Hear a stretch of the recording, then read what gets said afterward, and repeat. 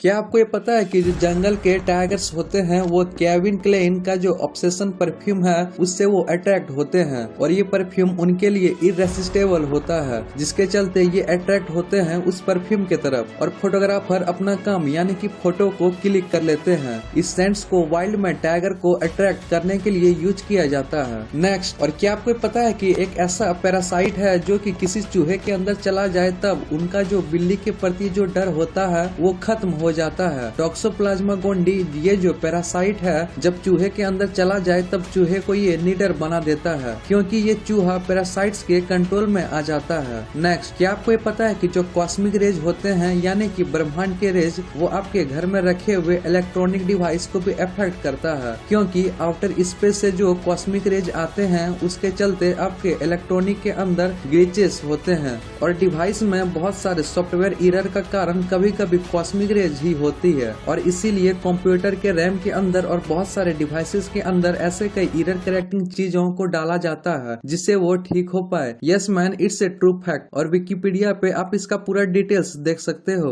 Next, mark Twain जो कि एक राइटर थे, उन्होंने एक बार ऐसा इंटरव्यू में ये कहा था कि जब मेरा जन्म हुआ था तब हैली कॉमेट धरती के पास से पार हुआ था। 1835 में जब इनका जन्म हुआ था और सबके सामने उन्होंने ये कहा था कि जो ये हैली कॉमेट है ये अगले साल आ रहा है, तो मेरे को ऐसा लगता है कि मेरा मौत भी उसी दिन होगा। ऐसा मेरे को पता नहीं अंदर से फीलिंग आ रहा है। इस बात को उन्होंने 1909 में बोला था क्योंकि 1910 में हैली कॉमेट फिर से धरती के पास से पार होने वाला था। उन्होंने ये भी कहा था कि अगर मैं उसके साथ नहीं मरा तो ये एक बहुत ही बड़ा डिसअपॉइंटमेंट होगा। बट 21 अप्रैल 1910 को ठीक अगले साल ही वो मर गए। मीन्स उनका प्रिडिक्शन एक्यूरेट था। नेक्स्ट, दुनिया में हर किसी चीज को मापा जा सकता है, जैसे कि कैमरा की क्वालिटी मेगापिक्सल में, भागने का स्पीड जो होता है उसे किलोमीटर पर आवर में नापते हैं और दूध, पानी ये सब लिक्विड चीजों को लीटर में मापा जाता है। तो क्लाउड का जो कंडीशन होता है आसमान में उसका भी एक मेजरमेंट होता है और उसे कहते हैं ओक्टा,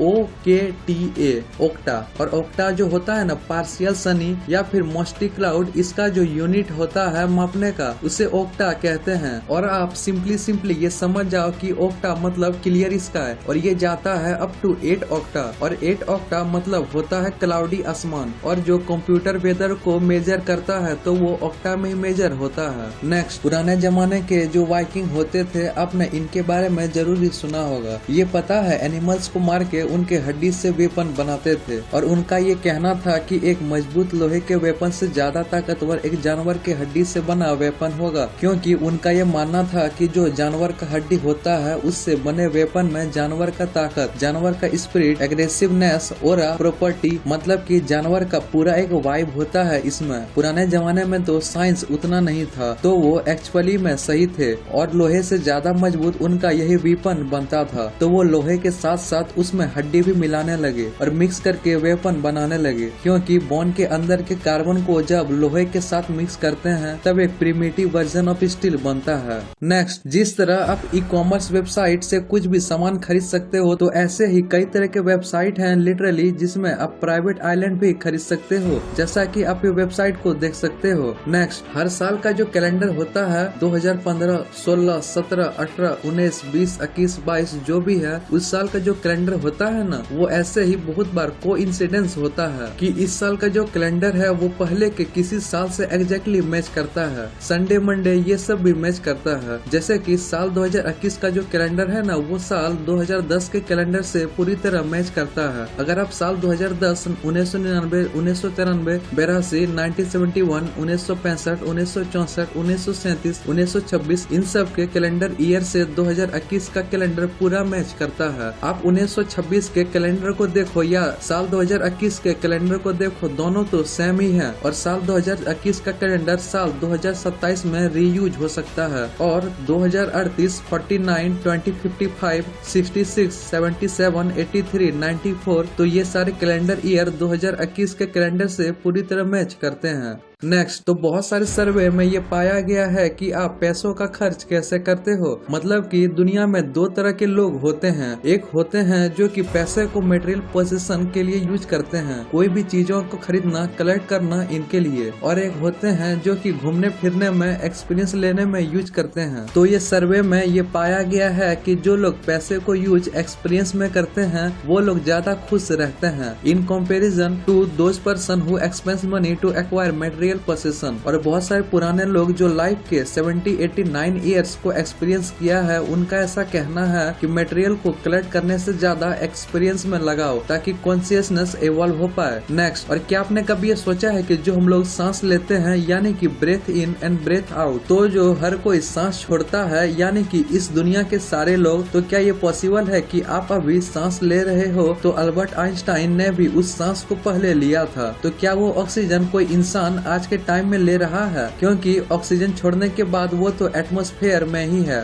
बट ये ट्रू है क्योंकि इस फेनोमेनन का जिक्र इस किताब में किया गया है। Because a single handful lung of air contains far molecule of air then the earth atmosphere contain lungful of air. Every time you take a breath, you are likely inhaling a molecule of gas that was once breathed by an historical figure you can think of. Next, Louis Vuitton जो कि एक famous product बेचने वाली company है, तो वो अपने unsold product को यानी कि जो प्रोडक्ट बिकती नहीं है उन्हें ये डिस्काउंट में बेचने के अलावा वो उन्हें जला देती है। इनके अनसोल्ड प्रोडक्ट को जलाने का बहुत ही अजीब तरीका है क्योंकि इनके अनसोल्ड प्रोडक्ट को कम प्राइस में बेचना बिल्कुल भी पसंद नहीं है। इसके अलावा ये अपने अनसोल्ड प्रोडक्ट को इसलिए नहीं बेचते क्योंकि इन्हें अपनी कंपनी की प्रीमियमनेस को बिल्कुल भी कम करना नहीं है। नेक्स्ट, जापान में एक ऐसा आइलैंड मौजूद है जिसका नाम है ओकिनावा आइलैंड, और वहाँ की पॉपुलेशन में जो लोग हैं उसमें 450 लोग ऐसे हैं जो कि 100 ईयर से भी ज्यादा के हैं। मतलब कि इस प्लेस में 100 ईयर प्लस के लोग रहते हैं और इसे वर्ल्ड्स हेल्थीएस्ट प्लेस भी माना जाता है। नेक्स्ट, इस आर्टिस्ट ने एक बहुत ही अमेजिंग सा आर्ट ड्रॉ किया है। ये एक पेंसिल की लेट है जो कि इस आर्टिस्ट ने ट्रेन को बनाया है और इस वंडरफुल फैक्ट्स के लिए एक लाइक तो बनता है।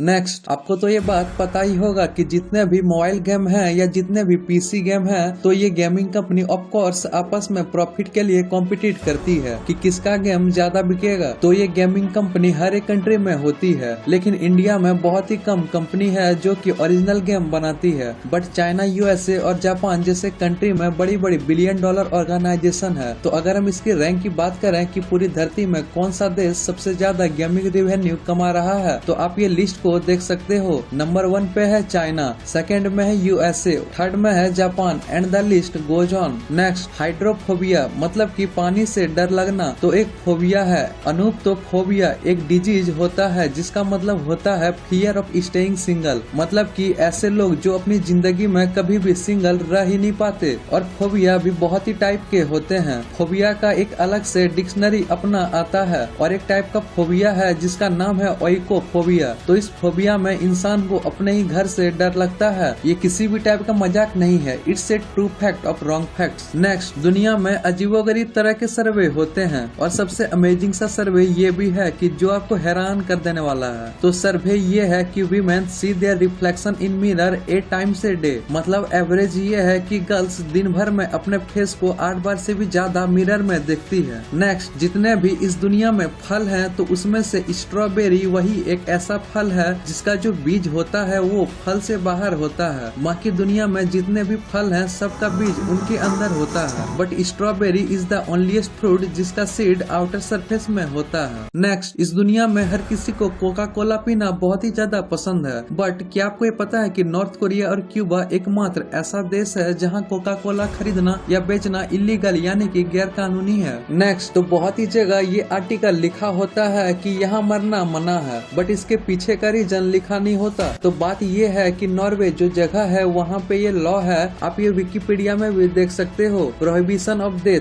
तो वहाँ पे कोई मरता नहीं है, मतलब कि अगर किसी को सीरियस बीमारी होता है और वो कुछ दिनों में मरने वाला होता है तो उसे कहीं और भेज दिया जाता है, नॉर्वे में उसे मरने नहीं दिया जाता। तो इसका एक क्लियर एक्सप्लेनेशन ये है कि परमाफ्रोस्ट ये उस चीजों को कहते हैं कि जब इतनी ठंड होती है तो वहाँ की मिट्टी पूरी तरह से जम जाती है और जब भी कोई इंसान मरते हैं तो उसे ग्रेवयार्ड में गाड़ दिया जाता है। तो अगर मिट्टी ही जमी हुई रहेगी तो वहाँ तो डिकम्पोज तो हो ही नहीं नहीं पाएगा और सालों तक वो शरीर वैसा का वैसा ही पड़ा रहेगा। मतलब कि वो जगह किसी को गाड़ने के लिए एप्रोप्रिएट जगह नहीं है। तो इसके पीछे का रीजन यही है। तो गाइस, अगर आपको फैक्ट पसंद आए तो इस वीडियो को लाइक, शेयर एंड सब्सक्राइब जरूर करें।